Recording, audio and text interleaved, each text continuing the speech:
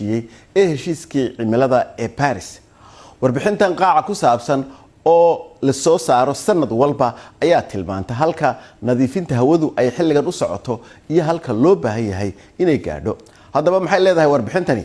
Mawlid Xaaji Cabdi ayaa inoo haya. daadadka England dabkii ugu xoogga weynaa oo ka qaxmaya kaymaha Australia fatahaadihii ugu xumaa ee Feniis lagu arko qarniyaal saynisyahanada ayaa leh dhacdooyinkan xooggan ee cimilada waxay noqon doonaan kuwa joogta iyadoo ay sii xumaanayso isbeddelka cimilada warbixintii ugu dambeysay ayaa muujinaysa in qiiqa jawiga kulaylka keenaha uu diirimaadka dunida gaaray heerkii ugu sarreysay mar kale aynu aragno sida kororka qiiqa carbon dioxide u siyaaday marka dib loogu laabto 1800 xilligii ugu horeeyay cahdigii warshadaha waxaa jiray 280 molecules carbon dioxide milyankiiba waxaa jiray koror aad u weyn ilaa iyo sanadka 1900 kadibna kor ayuu u sii kacay sababahana waxaa ka mid ah gawaarida warshadaha dunida horumartay iyo duulimaadyada ballaaran tirooyinkii ugu dambeeyay ayaa muujinaya sare u kaca oo kordhay sanadkan iyadoo uu noqday guud ahaan 407.8 milyankiiba tirada guud. We have again broken records in carbon dioxide. waxaynu markale aragnay heerka ugu sarreeya ee kororka carbon dioxide-ka waxaynu mar hore dhaafnay 400 heerka milyankiiba kaasi oo loo arko heer aad u khatar ah oo dhacay 2 sano ka hor waxaan sii socotaa kororka carbon dioxide concentration continues. waynu ognahay waxa dhibaatadu tahay ku dhawaad wax kasta oo aynu samayno waxay leeyihiin saameyn kaarboon habka aynu safarno cuntada aynu cunno tamarta aynu isticmaalno guryaheena iyo sida aynu dhisano guryahayaga saynisyahanada ayaa leh waa inaynu kordhinaa himiladeena aynu ku dhamayno kaarboonka 10 sano ee soo socda haddii aynu doonayno inaynu hoos u dhigno diirimaadka 1.5 digri waxay ka digeen in haddii aynu kor u sii qaadno diirimaadka in ka badan intaasi aynu wajihi doonno mawjado kulayl abaaro iyo daadad waxaan filayaa inaan u baahannahay inaan isxasuusino isbeddelka cimilada wakhtigan xasaasiga ah iyadoo isbeddelka cimilada laga arki doono go'aanka aynu samayno una jiri doono hadda ma ahane sanooyin badan xitaa qarniyaal laakiin laga yaabay inay fogaato intaasi iyadoo barafku dhalaalayo markaa dhab ahaantii waa intaasi ay noqoto ahmiyadda koowaad. gobollada barafka ee adduunka ayaa bar horeba bilaabay inay dhalaalaan waxaana murug ah inay xogtii ugu dambaysay muujinayso dadaalkii lagu dhimi lahaa qiiqa aanu shaqaynayn xaqiiqda naxdinta lehna waxay tahay inuu ka sii xun yahay kororka qiiqa hawaduna uu laba lixaadsaday. haddaba tan ayaa imanaysa warbixintan iyadoo warbixin kalena ay shalay soo baxday oo sheegaysa in kororka qiiqa diirimaadka cimiladu uu gaadhay halkii ugu sarreysay iyadoo aanay jirin calaamado muujinaya inuu hoos u dhacayo.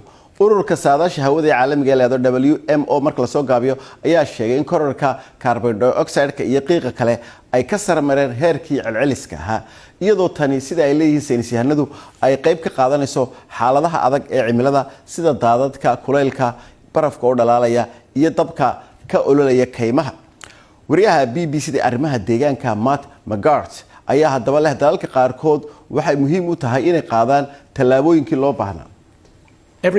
waddan kasta waxa uu miiska soo dhigayaa qorshe u gaara dhibaatadu waxa weeye qorshaha ay wataan ma aha kuwa siman waddamada ku guulaystay qorshahoodii hore waxaa ka mid ah Hindiya Ruushka iyo Turkiga waddamada dhumucda leh sida Maraykanka Australia ayaa dib uga dhacay ballanqaadkoodii hore warbixinta qaramada midoobay ayaa sheegaysa haddii aan waddamadaasi arrintan guntiga u laaban in himiladii ahayd 1.5 digri aan la gaari doonin. bal markan aynu eegno qodobada kale ku jira wararka caawa. madaxa maamulka Hong Kong Carrie Lam ayaa qiratay guusha weyn ee ay kooxaha dimuqraadiyadoonka ka soo hooyeen doorashooyinkii dowladaha hoose halkaas ka dhacay waxaana loo arkay inay tahay mid lagu muujinayo sida maamulkeedu u maareeyay dibadbaxayaashii markii ugu horeysay ayaa meel fagaaraha lagu arkay tan iyo doorashadii xaddii wax cusub may soo bandhigin. dalka Mali waxaa ku dhintay 13 askari oo Faransiisa kadib markii ay jireen 2 helicopter oo ay leeyihiin waa dhimashadii ugu weyneed ee ciidamada Faransiiska ee maalin qura ku dhacda in ka badan 30 sanadood. war-saxaafadeed soo saaray madaxweynaha Faransiisku ayuu sheegay inay qayb ka ahaayeen howlgallada jihaadiyiinta lagula dagaalamayay oo dhacay habeennimadii Isniinta. madaxweynaha ayaa muujiyay siduu ugu xun yahay shilkani. waxaa jirta in habeenkii labaad uu qalalaasa ka socdo caasimadda Lebnaan ee Beirut iyadoo oo taageerayaasha ra'iisul wasaaraha ku meel gaarka ay foodaysteen kooxaha waaweyn Shiicada ee Xisbullah iyo Amal intii hore waxay ahaayeen nabad dibadbaxayaashu Lebnaan ayaa dhanna u socon weyday bishii u dambeysay oo dibadbaxyo waaweyn ay hadheeyeen waxaana laga cabanayaa kooxaha xukunka haya iyo dhaqaalaha liita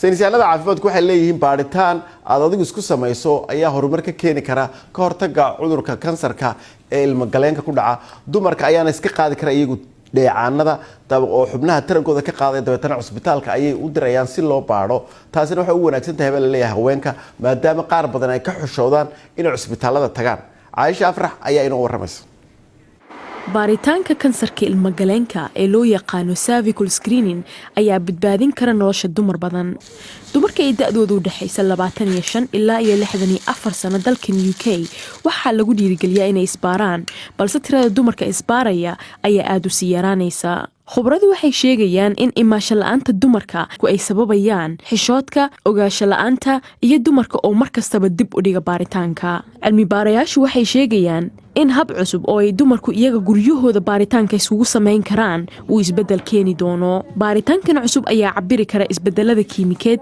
ee laga helo kaadida ama xubinta taranka dumarka si loo ogaado inta ay la eg tahay halista ay haweenaydu ugu jirto xanuunka kansarka kadib haddii ay dhibcuhu sarreeyaan haweenaydu waxay u sii baahanaysaa baaritaano dheeri ah run ahaantii waxay ogaan karaan in 196 dumarka ay u badan tahay in kansar uu ku dhaco marka waa baaritaan saxa laakiinse maadaama la doonayo in la bedelo baaritaan kale waa inaan ku baroobaynaa 10,000 ee haweenka dadka walaynaya baaritaankan cusub ayaa ugu yeeraya hay-adda caafimaadka qaranka inay samayso tijaabooyin fara badan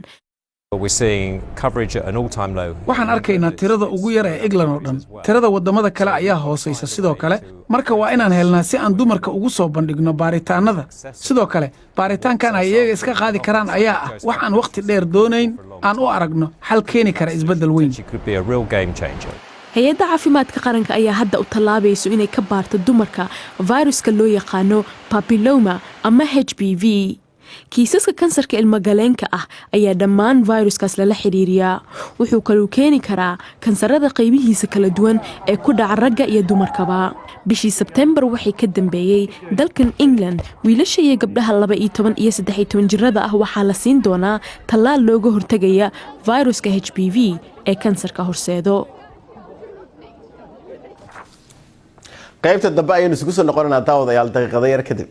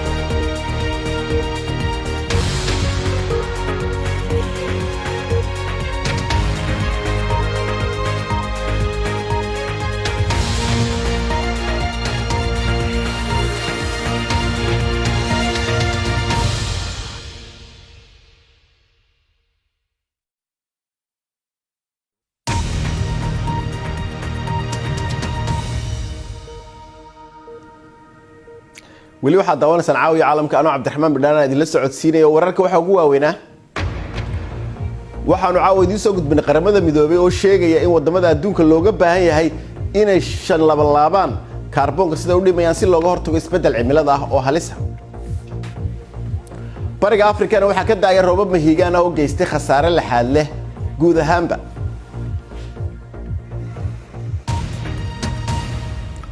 waxaa soo baxaya muuqaalo ay si arxan darro ah u qabqabanayso Iiraan dibadbaxayaasha kadib markii la soo celiyay internetka kaasi oo toddobaad ay dawladdu hawada ka saartay Amnesty International ayaa sheegtay in ugu yaraan 143 qof la dilay in kalo badanna la dhaawacmeen xasilooni darradu waxay ka timid markii 3 laab la kordhiyay qiimaha batroolka taasi oo degdeg isugu bedeshay baaqiyo ah in taliska la bedelo waxaanu idinka digaynaa waxa halkan ku jira muuqaalo daawadayaasha qaar ay u arkaan kuwo walwal leh.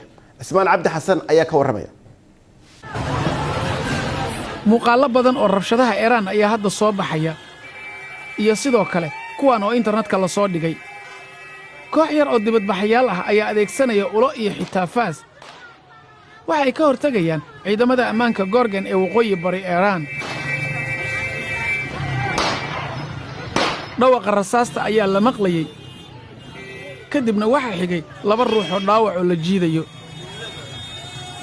marka dibadbaxayaasha waddanka oo dhan ay wajaheen ciidamada ammaanka toddobaadkii tegey waxay mas'uuliyiinta Iiraan xireen internetka iyaga oo jaray qadadka isgaarsiinta si ay u joojiyaan in muuqaaladan aysan adduunka gaarin. Amnesty International waxay sheegtay in ugu yaraan 143 ruux la dilay. waa dibadbaxii ugu rabshadaha badnaa ee Iiraan ka dhacay sannado. waxaa sababay markii dawladda iyadoon ogeysiis bixin 15 November habeen saq dhexe ay kordhisay qiimaha batroolka 3 laab. maalintii xigtay in badan waxay xireen waddooyinka waaweyn ee magaalooyinka waddanka oo dhan iyagoo gawaarida joojiyey waddooyinka. qiimaha batroolka oo kacay wax kasta oo kalena qaali ayay noqonayaan. maanta ma arkaysid balse goordhow ayaad garan. balse wax ku bilowday cabashada qiimaha kordhay ayaa degdeg u noqday kacdoon ballaaran oo dalka oo dhan ah oo looga hor jeedo hoggaamiyaasha diinta. waxaa dab la qabadsiiyey 10 kaalimo shidaal iyo sidoo kale 100 bangi, xafiisyo dawladeed iyo xitaa xarumo diimeed. hoggaamiyaasha Iiraan waxay eedda saareen quwado shisheeye gaar ahaan Maraykanka. maraykanka ayaa xudun u ah kacdoonkan wayna qirteen. ha dhinteen Maraykanka ayay ku qaylinayeen kuwa mayalka adag salaaddii Jimcaha magaalada Tehraan. Iiraan waxay ku jirtay cunaqabataynta adag ee Maraykanka taasoo Maraykanku ku tilmaameen cadaadiskii ugu adkaa. Iiraan waxay weysay ku dhowaad dhammaan dakhliga saliidda taasoo ah 70% isha dhaqaale. iyadoo sicir bararka uu kordhay 40% qiimaha lacagta Iiraanna hoos ayay u dhacday. qiimaha waxyaabo badan oo cuntada asaasiga ah ayaa kordhay. kobaca dhaqaalaha waxaa la filayaa in 9% uu hoos u dhaco. dhammaan waxani waxay dhagaha Trump u yihiin muusig. wuxuu bartiisa Twitterka ku qoray Iiraan waxay noqotay meel aan degganayn. taliskana wuxuu xiray dhammaan internetka sidaa daraaddeed dadka Iiraan kama hadli karaan qalalaasaha weyn ee ka dhacaya dalkooda. hoggaamiyaasha Iiraan waxa ay ka naxeen xadka degganaasho la'aan. shalay waxay taageerayaashooda Tehraan ugu baaqeen isu soo bax.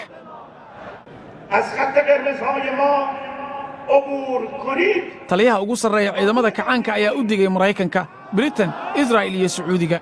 wuxuu yidhi waa idin burburinaynaa haddii aad soo dhaaftaan qadkeenna cas. xubno ka tirsan bulshada Igbo ee Liverpool degan waa dalkan Ingiriiska waxay jecel yihiin inay si joogto ah u kulmaan iyagoo cuntooyin wanaagsan samaysanaya oo dabeetana dheelaya ciyaarta qoobka ciyaarka. laakiin waqtigan sabab gaar ah ayay u kulmeen xarunta jaaliyadooda ee loo yaqaan guriga Igbo oo ah guri aan helin dayactir. waxa ayna rajeynayaan in dhaqaale dayactirkaasi ay ururiyaan qaadhaan ah. dadka Igbo waxay dhalashahaan ka soo jeedaan koonfurta dhexe iyo koonfurta bari ee Nigeria waxaana ka mid yihiin qowmiyadaha ugu ballaaran Afrika. aadan saalimiin ayaa inoo haya.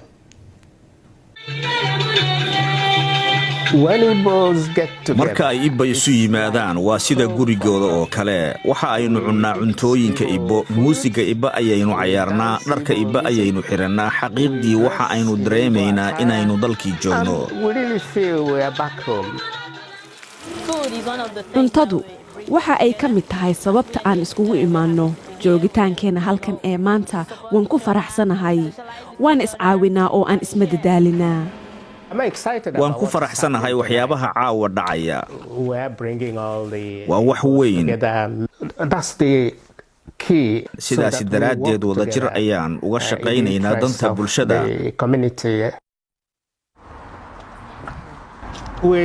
xaruntan waxaanu yeelannay sannadkii 1988. dildilaaca ku yimid waxa ay keentay inaan la isticmaalin. qorshuhu waa in cid walbaahi ay danayso oo aan go'aanno gaarnaa aan dhaqaale ku ururinayno laakiin cid walbaahi waa inay ka qayb qaadataa arrinkan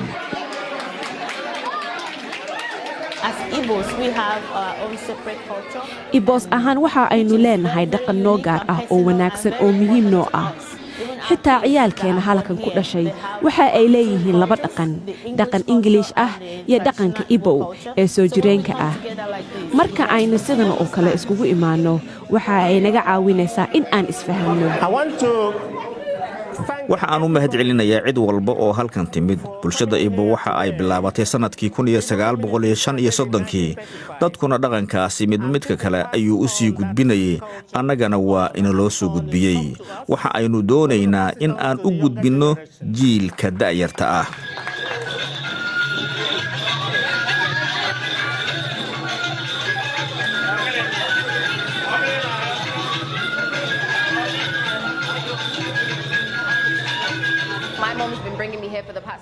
hooyaday ayaa halkan i keenaysay 7 sano ee la soo dhaafay waan jeclaystay daqiiqad kasta oo ka mid ah maxaa yeelay waxa ay isku dayaysay in dhaqankeeda ay ii soo gudbiso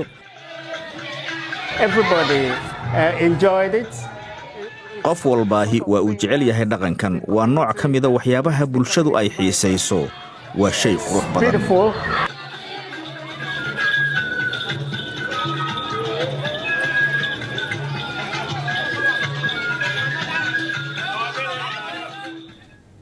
haddaynu ciyaaraha iyo caawa eegnana kooxda Aston Villa ayaa soo gabagabaysay 3 guul darro ay horyaalka Ingiriiska kala kulmeen hadda 4 dhibcood ayay ka sareeyeen khadka cas ee kooxaha hoos u dhaca kadib markay 2-0 kaga badiyeen Newcastle ayaa iyana taagan kaalinta 14aad ee horyaalka iyagoo 1 dhibic ka sareeya Villa caawana Real Madrid Atletico Madrid Manchester City iyo waliba Tottenham ayaa dhamaantood u gudbi kara heerka Champions League ee isreebreebka kooxda Jose Mourinho ee Tottenham ayaa martigelinaysa Olympiacos oo ah Group B Real Madrid iyo Paris Saint-Germain ayaa iyana ishaleelaya kooxdan uu garwadeenka ka yahay Zinedine Zidane Real Madrid ayaa soo baxaysa haddii ay badiyaan iyo haddii Club Brugge ay ka badin kari waayaan Galatasaray